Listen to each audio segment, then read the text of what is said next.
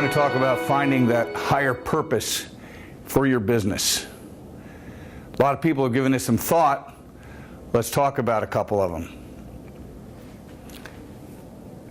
Turns out that entrepreneurs, business researchers, and Jesus all came to the same conclusion.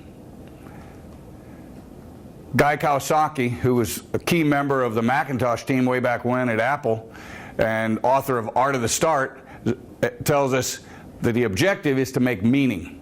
In his words, if you try to just make money, you'll probably make neither money nor meaning.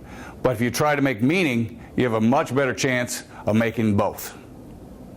Now, much more recently, a pretty comprehensive book on the subject came out from the Wharton Business School called Firms of Endearment. And in that book, they've described how the companies who focus on their whole set of stakeholders, rather than the classic just make money for the shareholder, that those companies end up in fact making more money for their shareholders. Now, what Jesus had to say a long time ago probably would need a little interpretation, but you get to the same place, because he told us if you cling to your life, you're going to lose it. But if you're willing to let it go, you'll save it. Sometimes an indirect approach is more direct in the end.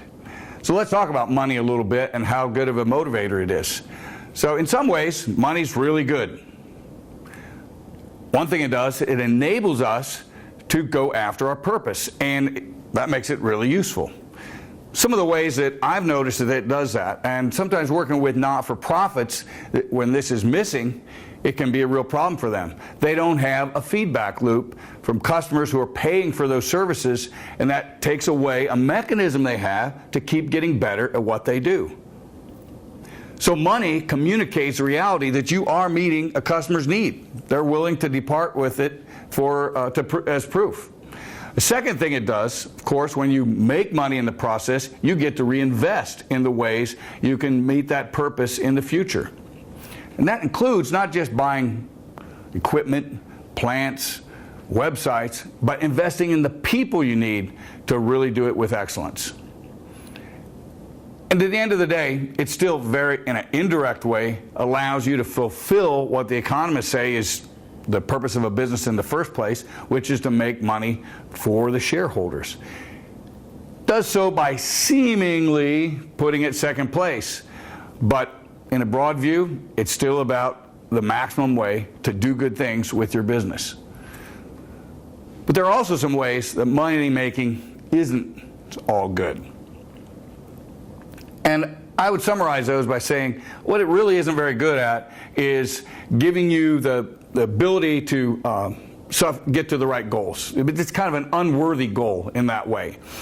One, it offers you absolutely no guidance as to how you're going to make money, so therefore it isn't going to help you. If money making is your goal, it's not going to help you focus what you do. The second thing it doesn't do is the how question can also apply to the issue of ethics. If you have a goal of accomplishing a certain purpose of making the world a better place in a certain way, rather than being focused on making a certain amount of money, you're going to have a lot better grid for yourself in terms of the ethics that you're going to follow. The last one maybe isn't quite as obvious. It can become boring. Money can only buy so many things. And so when you don't have a higher purpose to energize your team and bring out the creativity they have, often you leave a lot on the table. There's a book by Daniel Pink called Drive that I would refer you to. Very interesting research about what it takes to motivate people in the long run. And money doesn't go very far. But this issue of having a purpose in your business goes beyond just the shortcomings of making money. I want to just make a couple points on that. One of the things is that business cycles are always going to have their ups and downs. Companies are going to have their ups and downs. You will go through many cycles as you navigate those ups and downs. What you need is staying power. When you are true to a noble higher purpose, and your customers get that, your suppliers get that, your employees get that, the communities you live in get that, they're all going to be there as champions to get you through and bring you through the hard times. And that makes you sustainable. The evolutions that happen there sometimes mean you have to transform your whole way of doing things. And sustainability is really what it's all about. If you have a higher purpose that's worth maintaining over the long haul, you will find a way to recast and reformulate your business as often as you need to continue to fulfill that. That's why it's a much better goal than simply money. There's a quote here that I'd like to refer you to. Companies should adopt a value-driven focus. Philip Kotler said recently in Marketing 3.0 that companies should adopt a values-driven focus. They should have as their core purpose to make the world a better place, however possible, and to understand the priority of their customers' values. So the real question is not what is it going to take to succeed. We know that companies who understand their purpose are the ones who are going to do that. The question you've got to wrestle with is how will you, in the words of Stephen Jobs, put a ding in the universe? If you know the answer to that, write it down. If you don't know the answer to that, take some time and figure it out. It'll make all the difference in the world.